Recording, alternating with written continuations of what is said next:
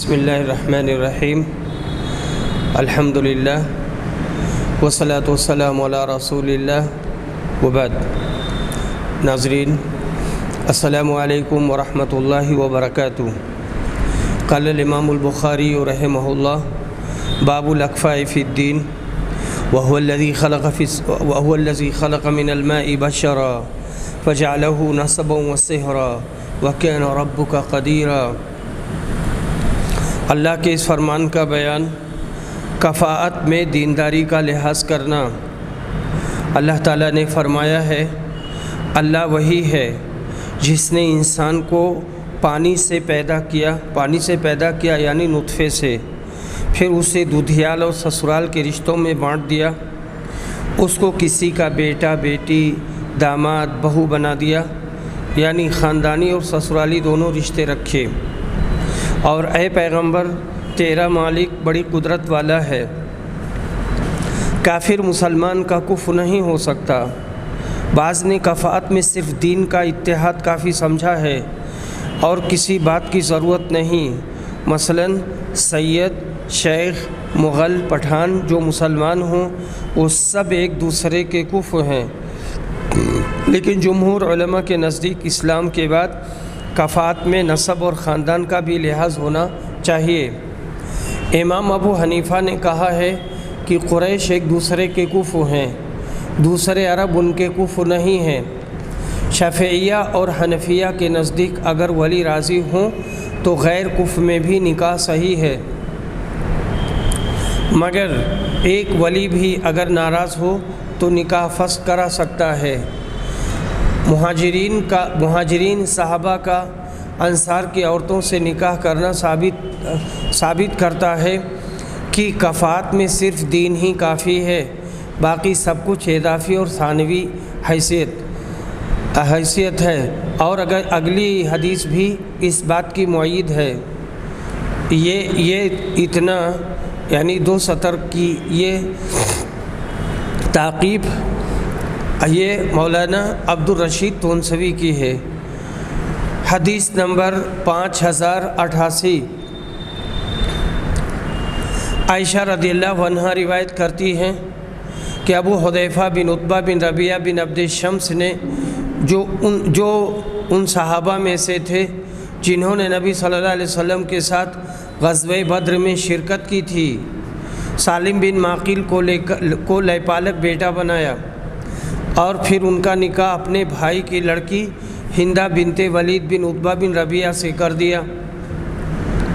پہلے سالم ایک انصاری خاتون شبیہ بنت یعار کے آزاد کردہ غلام تھے، لیکن ابو حذیفہ نے ان کو اپنا منہ بولا بیٹا بنا لیا تھا، جیسا کہ نبی صلی اللہ علیہ وسلم نے زید کو جو آپ ہی کے آزاد کردہ غلام تھے اپنا لیپالک بنا لیا تھا۔ زمانۂ جاہلیت میں یہ دستور تھا کہ اگر کوئی شخص کسی کو لیپالک بیٹا بنا لیتا تو لوگ اسے اسی کی طرف نسبت کر کے پکارا کرتے تھے اور لیپالک بیٹا اس کی میراث میں سے بھی حصہ پاتا۔ آخر جب سورہ حجرات میں یہ آیت اتری، انہیں ان کے حقیقی باپوں کی طرف منسوب کر کے پکارو، اللہ تعالیٰ کے فرمان و موالیکم تک، تو لوگ انہیں ان کے باپوں کی طرف منسوب کر کے پکارنے لگے۔ جس کے باپ کا علم نہ ہوتا اسے مولا اور دینی بھائی کہا جاتا۔ پھر سہلہ بنت سہیل بن عمرو القرشی ثم العامری جو ابو حذیفہ کی بیوی ہیں، نبی اکرم کی خدمت میں حاضر ہوئیں اور عرض کیا، اللہ کے رسول، ہم تو سالم کو اپنے حقیقی بیٹے جیسے سمجھتے تھے، اب اللہ نے جو حکم اتارا اور وہ آپ صلی اللہ علیہ وسلم کو معلوم ہے۔ ابو داؤد نے پوری حدیث نقل کی ہے، اس میں یوں ہے، سہلہ نے کہا، آپ کیا حکم دیتے ہیں، کیا ہم سالم سے پردہ کریں؟ آپ نے فرمایا، تو ایسا کر سالم کو دودھ پلا دے۔ اس نے 5 بار اس کو اپنا دودھ پلا دیا، اب وہ اس کے رضائی بیٹے کی طرح ہو گیا۔ حضرت عائشہ بھی اس حدیث کے موافق جس سے پردہ نہ کرنا چاہتی تو اپنی بھتیجیوں اور بھانجیوں سے کہتی، وہ اس کو دودھ پلا دیتی، گو وہ عمر میں بڑا جوان ہوتا۔ لیکن ام سلمہ نبی اکرم کی دوسری بیویوں نے ایسی رضاعت کی وجہ سے بے پردہ ہونا نہ مانا جب تک بچپنے میں رضاعت نہ ہو۔ رضاعت کے سلسلے میں ہم کافی تفصیل سے بتا چکے ہیں۔ وہ کہتی تھیں شاید نبی کریم صلی اللہ علیہ وسلم نے یہ اجازت خاص سالم کے لیے ہی دی ہوگی، اوروں کے لیے ایسا حکم نہیں ہے۔ قسطلانی نے کہا یہ حکم سہلہ اور سالم سے خاص تھا یا منسوخ ہے، اس کی بحث انشاءاللہ آگے آئے گی۔ باب کی مطابقت اس طرح ہے کہ سالم غلام تھے، مگر ابو حذیفہ نے اپنی بھتیجی کا جو شرفائے قریش میں سے تھی ان سے نکاح کر دیا، تو معلوم ہوا کہ کفات میں صرف اور صرف دین کا لحاظ کیا جائے گا اور باقی کسی اور چیز کا لحاظ نہیں کیا جائے گا۔ حدیث نمبر 5089، عائشہ رضی اللہ عنہا روایت کرتی ہیں کہ رسول صلی اللہ علیہ وسلم دوبہ بنت زبیر کے پاس گئے۔ یہ زبیر عبد المطلب کے بیٹے اور حضرت صلی اللہ علیہ وسلم کے چچا تھے، اور ان سے کہا شاید تمہارا ارادہ حج کا ہے۔ انہوں نے کہا اللہ کی قسم میں تو اپنے آپ کو بیمار پاتی ہوں۔ نبی صلی اللہ علیہ وسلم نے ان سے کہا پھر بھی حج کا احرام باندھ لو، البتہ شرط لگا لینا اور یہ کہنا کہ اے اللہ میں اس وقت حلال ہو جاؤں گی جب تو مجھے مرض کی وجہ سے روک لے گا۔ اور زبیہ بنت زبیر مقداد بن اسود کے نکاح میں تھیں۔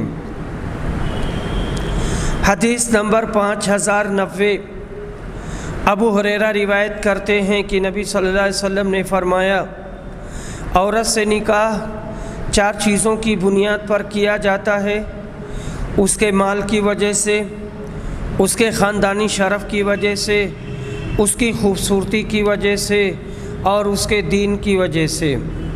پس تو دیندار عورت سے نکاح کر کے کامیابی حاصل کر، اگر ایسا نہ کرے تو تیرے ہاتھوں کو مٹی لگے گی، یعنی تجھ کو ندامت ہوگی۔ حدیث نمبر 5091، سہل بن سعد ساعدی روایت کرتے ہیں کہ ایک صاحب جو مالدار تھے رسول اکرم صلی اللہ علیہ وسلم کے سامنے سے گزرے۔ حضرت نے اپنے پاس موجود صحابہ سے پوچھا یہ شخص کیسا ہے؟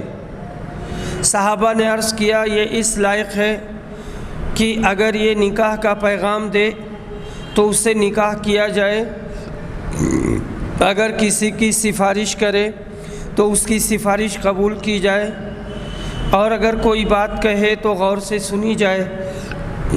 سہل نے بیان کیا کہ حضور اکرم اس پر چپ ہو رہے، پھر ایک دوسرے صاحب گزرے جو مسلمانوں کے غریب اور محتاج لوگوں میں شمار کیے جاتے تھے۔ حضرت صلی اللہ علیہ وسلم نے دریافت فرمایا اس کے متعلق تمہارا کیا خیال ہے؟ صحابہ نے عرض کیا یہ اس قابل ہے کہ اگر کسی کے ہاں نکاح کا پیغام بھیجے تو اس سے نکاح نہ کیا جائے، اور اگر کسی کی سفارش کرے تو اس کی سفارش قبول نہ کی جائے، اگر کوئی بات کہے تو اس کی بات نہ سنی جائے۔ اس پر رسول صلی اللہ علیہ وسلم نے فرمایا یہ شخص اکیلا پہلے شخص کی طرح دنیا بھر سے بہتر ہے۔ معلوم ہوا کہ کفر میں دراصل دینداری ہی ہونا منظور ہے اور وہی ضروری ہے۔ کوئی بے دین آدمی کتنا ہی بڑا مالدار ہو، ایک دیندار عورت کا کفر نہیں ہو سکتا۔ یہی حکم مردوں کے لیے ہے۔ بہتر ہونے کا مطلب یہ کہ اس مالدار کی طرح اگر دنیا بھر کے لوگ فرض کیے جائیں تو ان سب سے یہ اکیلا غریب شخص درجہ میں بڑھ کر ہے۔ دوسری حدیث میں آیا ہے کہ غریب دیندار لوگ مالداروں سے 500 برس پہلے جنت میں چلے جائیں گے۔ باب الاکفاء فی المال و تزویج المقل المسریۃ، کفاءت میں مالداری کا لحاظ کرنا اور غریب مرد کا مالدار عورت سے نکاح کرنا۔ 5092 عروہ بن زبیر روایت کرتے ہیں کہ انہوں نے حضرت عائشہ سے اس آیت کے بارے میں پوچھا، وَإِنْ خِفْتُمْ أَلَّا تُقْسِطُوا فِي الْيَتَامَى، اور اگر تمہیں خوف ہو کہ یتیم لڑکیوں کے بارے میں تم انصاف نہیں کر سکو گے، تو حضرت عائشہ نے کہا، میرے بھانجے، اس آیت میں اس یتیم لڑکی کا حکم بیان ہوا ہے جو اپنے ولی کی پرورش میں ہو اور اس کا ولی اس کی خوبصورتی اور مالداری پر فریفتہ ہو، یہ چاہے کہ اس سے نکاح کر لے لیکن اس کے مہر میں کمی کرنے کا بھی ارادہ رکھتا ہو، اپنے ولی کو اپنے زیر پرورش یتیم لڑکی سے نکاح کرنے سے منع کیا ہے۔ البتہ اس صورت میں انہیں نکاح کی اجازت ہے جب وہ ان کا مہر انصاف سے پورا ادا کر دیں اور اس میں کسی طرح کی کمی نہ کریں۔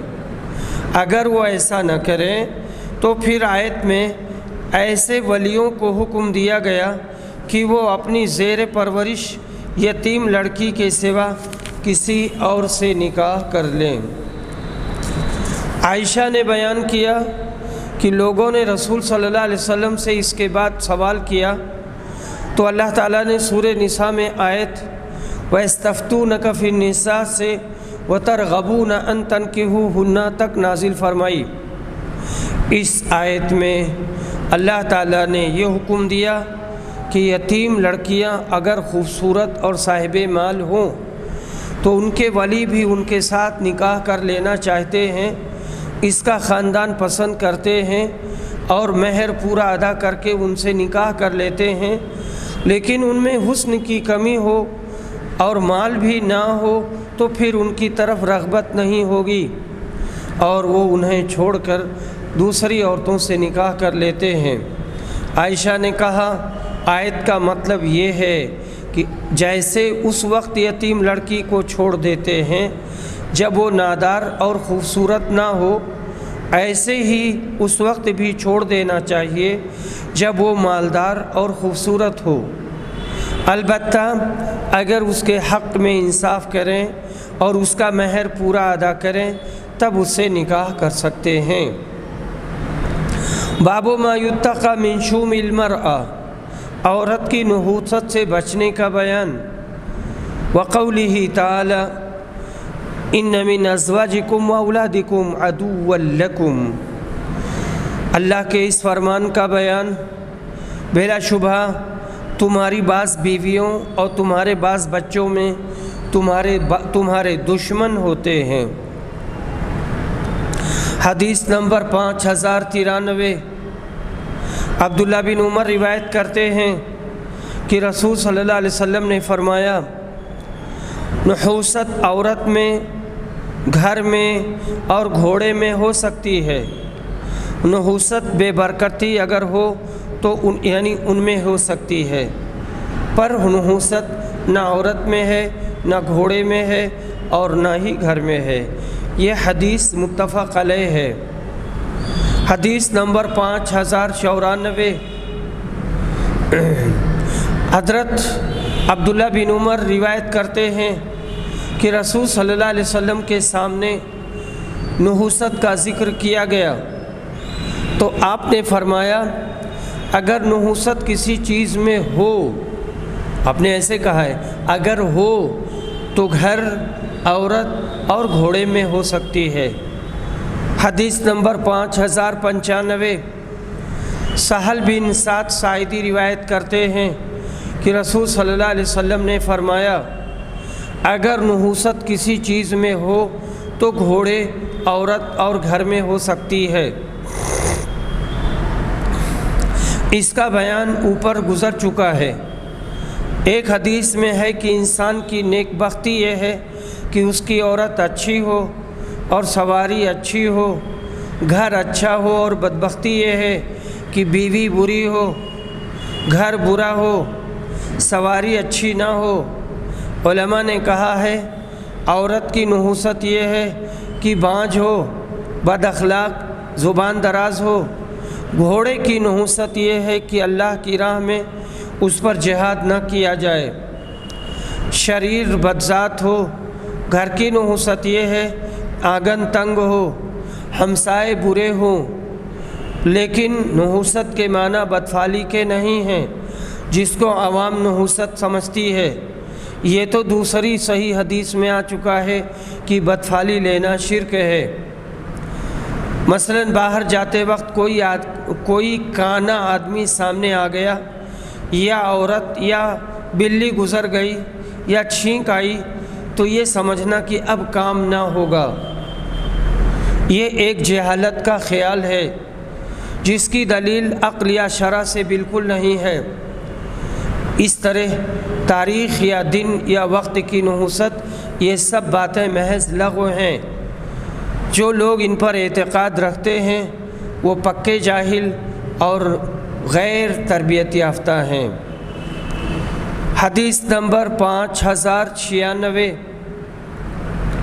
اسامہ بن زید روایت کرتے ہیں کہ نبی صلی اللہ علیہ وسلم نے فرمایا، میں نے اپنے بعد مردوں کے لیے عورتوں کے فتنے سے بڑھ کر نقصان دینے والا اور کوئی فتنہ نہیں چھوڑا ہے، متفق علیہ۔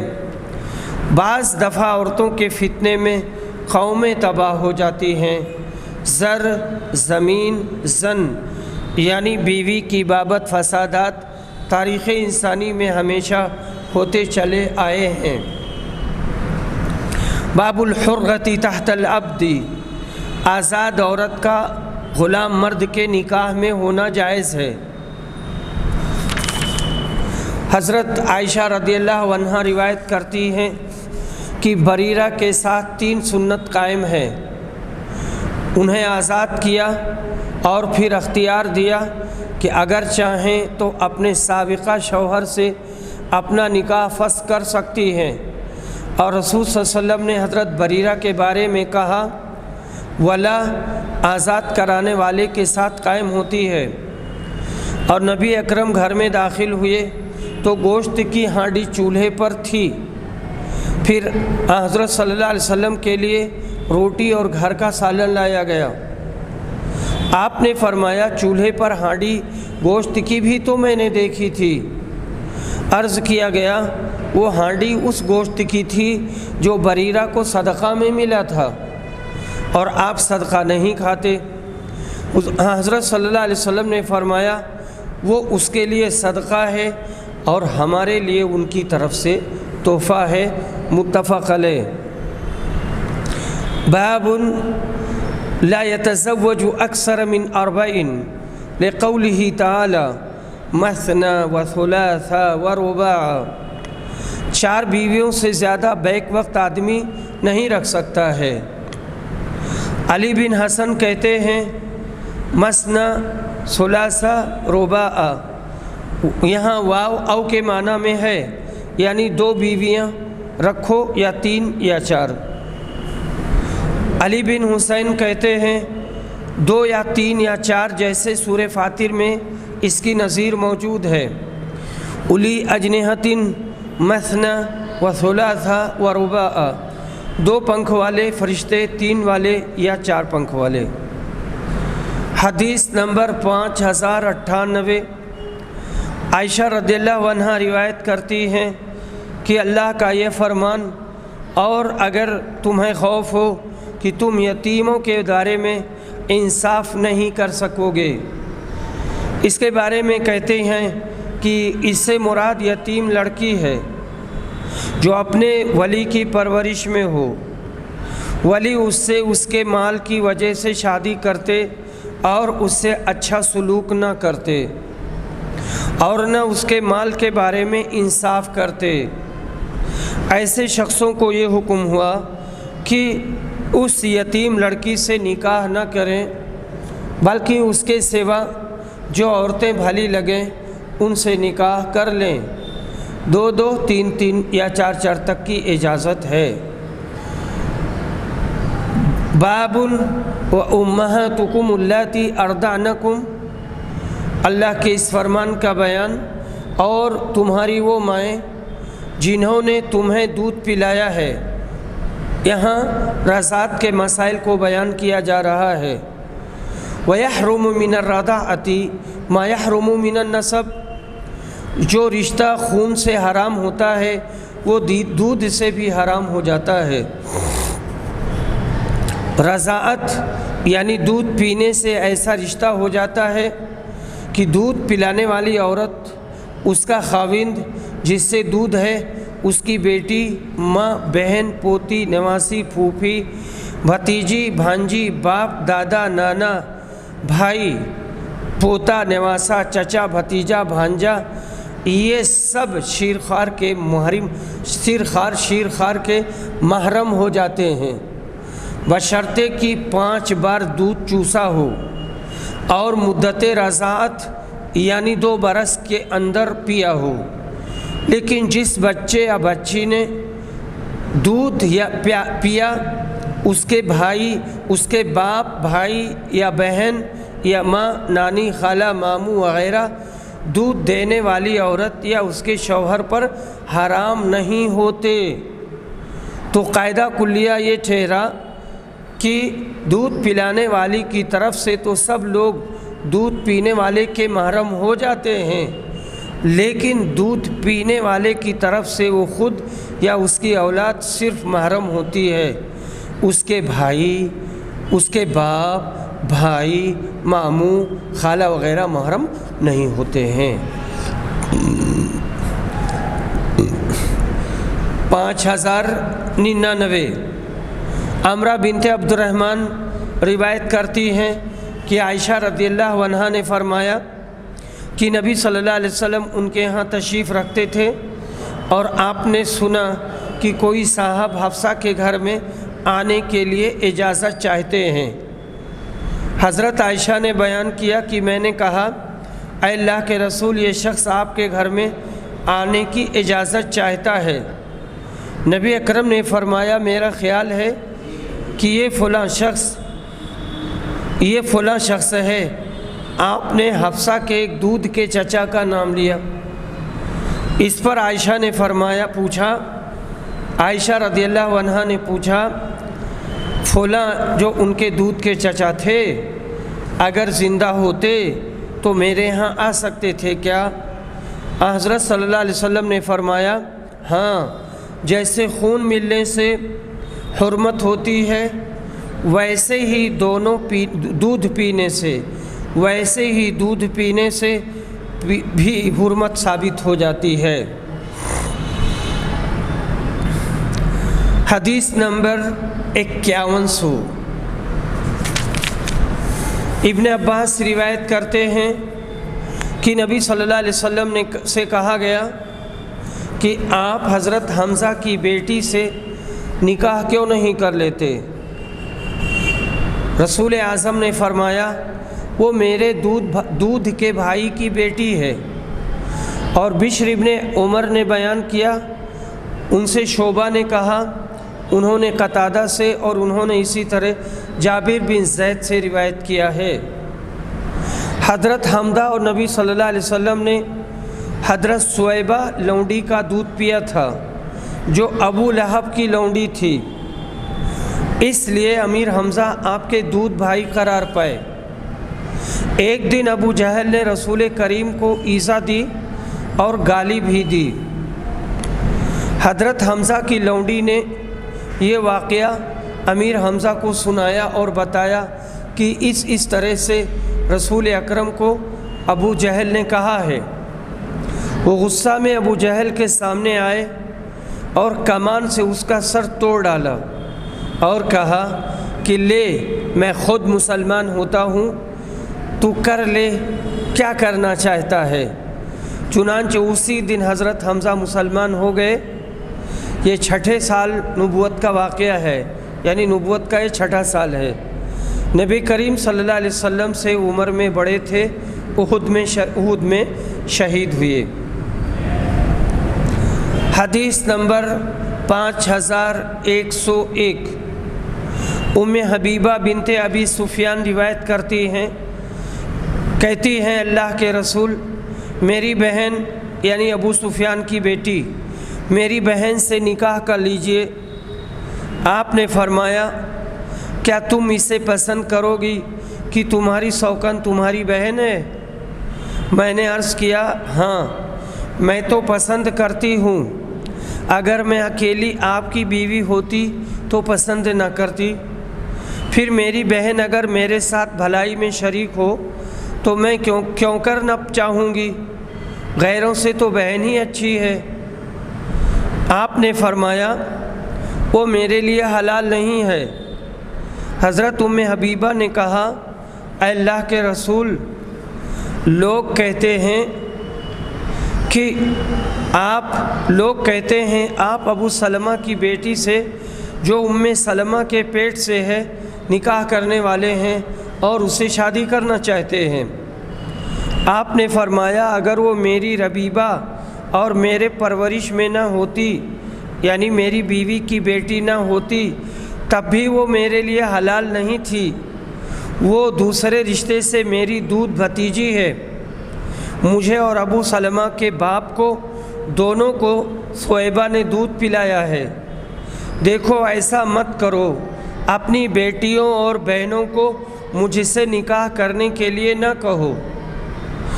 حضرت عروہ نے کہا صہیبہ ابو لہب کی لونڈی تھی، ابو لہب نے اسے آزاد کر دیا تھا۔ جب اس نے حضرت صلی اللہ علیہ وسلم کے پیدا ہونے کی خبر ابو لہب کو دی تھی، پھر اس نے نبی صلی اللہ علیہ وسلم کو دودھ پلایا تھا، اور جب ابو لہب مر گیا تو اس کے کسی عزیز نے مرنے کے بعد اس کو خواب میں برے حال میں دیکھا تو پوچھا کیا حال ہے، کیا گزری؟ وہ ابو لہب کہنے لگا جب سے میں تم سے جدا ہوا ہوں کبھی آرام نہیں ملا، مگر ایک ذرا سا پانی مل جاتا ہے۔ ابو لہب نے اس گڑھے کی طرف اشارہ کیا جو انگوٹھے اور کلمہ کی انگلی کے بیچ میں ہے، انگوٹھے اور کلمہ کے انگوٹھی کے بیچ میں ہے ایسے، یہ بھی اس وجہ سے کہ میں نے صہیبہ کو آزاد کر دیا تھا۔ باب من قال لا رضا ابعد حولین، ان لوگوں کی رائے کا بیان جن کا یہ کہنا ہے کہ 2 سال کے بعد پھر رضاعت سے حرمت ثابت نہیں ہوگی، کیونکہ اللہ تعالیٰ نے فرمایا ہے حولین کاملین لمن اراد ان یتم الرضاء، 2 پورے سال اس شخص کے لیے جو چاہتا ہو کہ رضاعت پوری کرے، اور رضاعت کم ہو جب بھی حرمت ثابت ہوتی ہے، ورنہ زیادہ ہو جب بھی، لیکن 5 بار ہی پینے سے رضاعت ثابت ہوگی، 5 اور اس سے زیادہ، لیکن 5 یہی ہے اصل حد، 5 ہے۔ 4 بار پلایا، 3 بار پلایا، 2 بار پلایا، 1 بار پلایا، اس سے رضاعت نہیں ثابت ہوگی۔ رسول اعظم صلی اللہ علیہ وسلم نے فرمایا تھا لا تحرم المسۃ ولا المستان، 1 مسہ اور 2 مسہ حرام نہیں کرتا ہے، پھر کتنے میں حرام ہوتا ہے؟ 5 رضعات معلومات، 5 رضعت، 5 بار پلا دے اور دودھ پینے کی مدت میں پلائے تب رضاعت ثابت ہوگی، ورنہ نہیں ہوگی۔ یہ ضروری نہیں کہ 5 بار چوسے۔ آیت کریمہ حولین کاملین لا کر امام بخاری نے حنفیوں کا رد کیا ہے جو رضاعت کی مدت 2.5 برس تک بتاتے ہیں، یعنی 2.5 برس۔ حنفی حضرات کہتے ہیں کہ دوسری آیت حملہ و فصالہ 30 شہرا، یہ آیا ہے اس کا حمل اور دودھ چھڑانے کی مدت 30 مہینے ہے۔ اس کا جواب یہ ہے کہ آیت میں حمل کی اقل مدت 6 مہینے اور فصال کی 24 مہینے، دونوں کی مدت 30 مہینے مذکور ہے۔ یہ نہیں کہ حمل کی مدت 30 مہینے اور فصال کی 30 مہینے جیسے تم نے سمجھا ہے۔ اور اس کی دلیل یہ ہے کہ دوسری آیت میں لمن اراد ان یتم الرضاء، سورہ بقرہ آیت نمبر 233، تو دوسری آیت میں یعنی لمن اراد ان یتم الرضاء آیا ہے، تو رضاعت کی اکثر سے اکثر مدت 2 برس ہوگی اور کم مدت 1.25 برس ہیں۔ حمل کی مدت 9 مہینے، جملہ 30 مہینے ہوئے، اور رضاعت قلیل ہو یا کثیر اس سے حرمت ثابت ہو جائے گی۔ یہ ضروری نہیں کہ 5 بار دودھ چوسے۔ امام ابو حنیفہ اور امام مالک اور اکثر علماء کا یہی قول ہے، لیکن امام شافعی، امام احمد اور اسحاق ابن حزم اور اہل حدیث کا مذہب یہ ہے کہ حرمت کے لیے کم سے کم 5 بار دودھ چوسنا ضروری ہے۔ ان کی دلیل حضرت عائشہ کی حدیث ہے جسے امام مسلم نے روایت کیا ہے۔ قرآن میں اخیر حکم 5 بار دودھ چوسنے کا تھا۔ دوسری حدیث میں ہے 1 بار اور 2 بار چوسنے سے حرمت ثابت نہیں ہوتی۔ حدیث نمبر 5102، حضرت عائشہ رضی اللہ عنہا روایت کرتی ہیں کہ نبی صلی اللہ علیہ وسلم ان کے پاس تشریف لائے تو دیکھا کہ ان کے ہاں ایک مرد بیٹھا ہوا ہے۔ آپ کے چہرے کا رنگ بدل گیا، گویا کہ آپ نے اس کو پسند نہیں کیا۔ حضرت عائشہ نے فرمایا، اے اللہ کے رسول، یہ میرے دودھ والے بھائی ہیں، یعنی رضائی بھائی ہیں۔ آپ نے فرمایا، دیکھو یہ سوچ سمجھ کر کہو کون تمہارا بھائی ہے، کیونکہ رضاعت وہی معتبر ہے جو کمسنی میں بھوک مٹا دے گا۔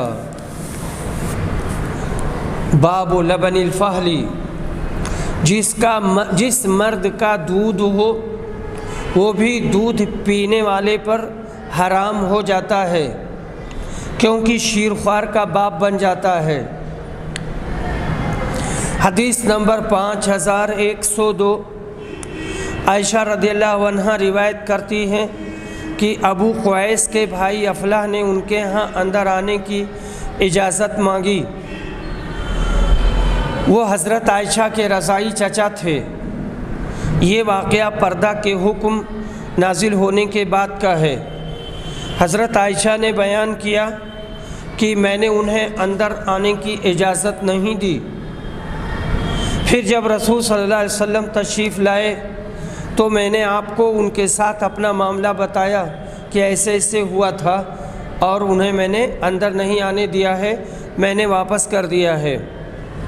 رسول اعظم نے مجھے حکم دیا کہ میں انہیں اندر آنے کی اجازت دے دوں، کیونکہ وہ ان کے رضائی چچا تھے، اور اکثر علماء اور ائمہ اربعہ کا قول یہی ہے جیسا کہ دودھ پلانے سے مرضیہ حرام ہو جاتی ہے، ویسے ہی اس کا وہ خاوند بھی اور اس کے عزیز بھی محرم ہو جاتے ہیں۔ جس خاوند کے جمع کی وجہ سے عورت کے دودھ ہوا ہے، جنہوں نے اس کے خلاف کہا ہے ان کا کہنا غلط ہے، وہ صحیح نہیں ہے۔ باب شہادت المرضیہ، اگر صرف دودھ پلانے والی عورت رضاعت کی گواہی دے تو ایسی صورت میں اس کی گواہی مانی جائے گی اور اس کی گواہی قبول کی جائے گی۔ اگر کوئی گواہ نہ ہو تو اس صورت میں امام احمد بن حنبل، حسن اور اسحاق اور اہل حدیث کے نزدیک رضاعت ثابت ہو جائے گی۔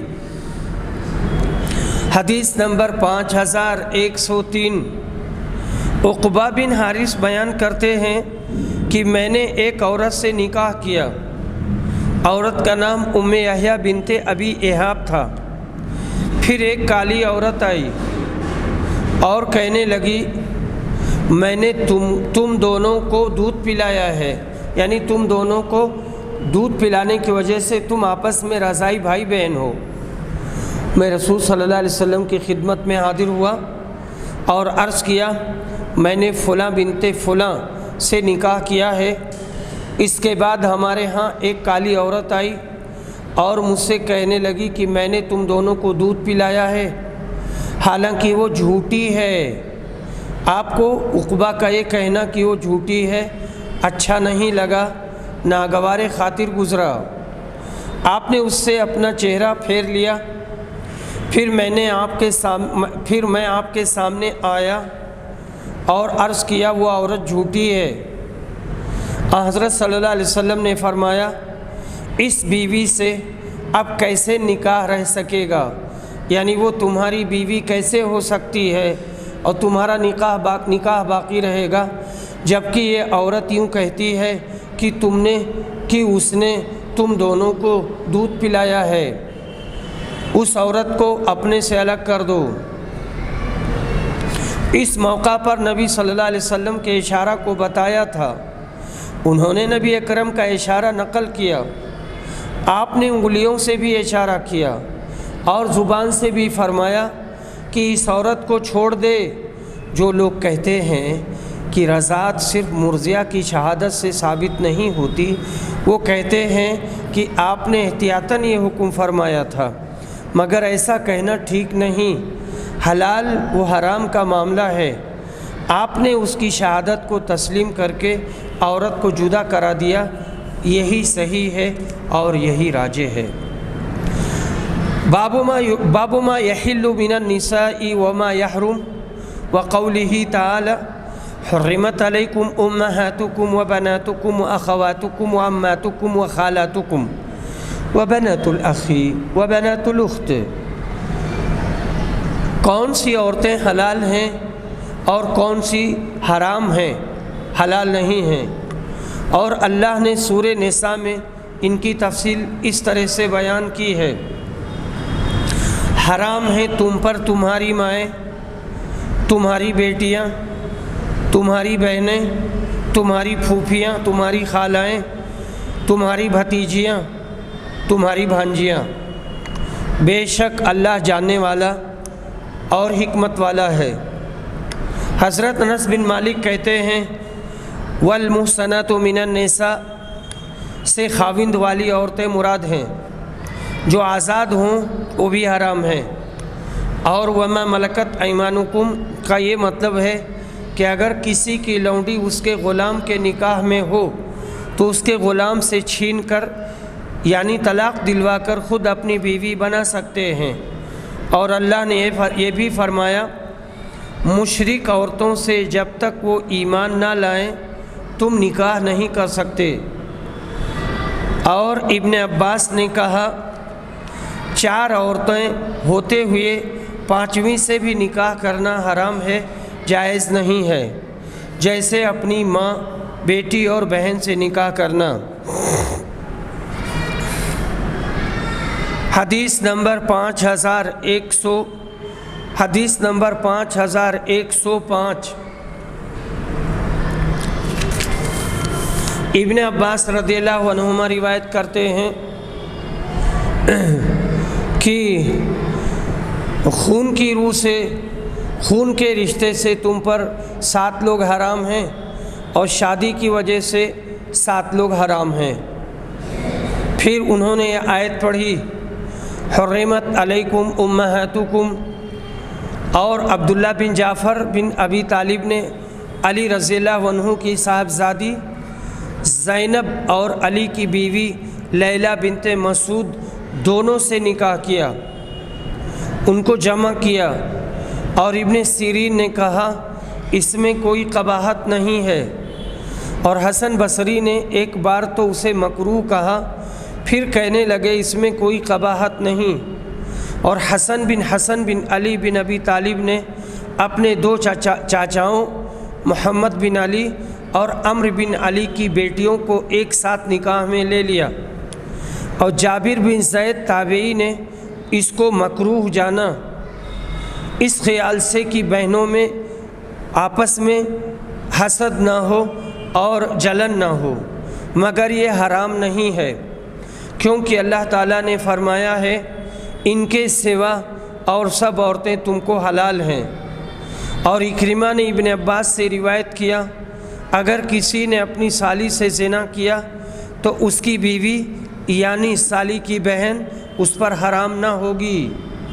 اور یحییٰ بن قیس کندی سے روایت ہے، انہوں نے شعبی اور ابو جعفر سے دونوں نے کہا، اگر کوئی شخص لواطت کرے اور کسی لونڈے کے دخول کر دے تو اب اس کی ماں سے نکاح نہ کرے۔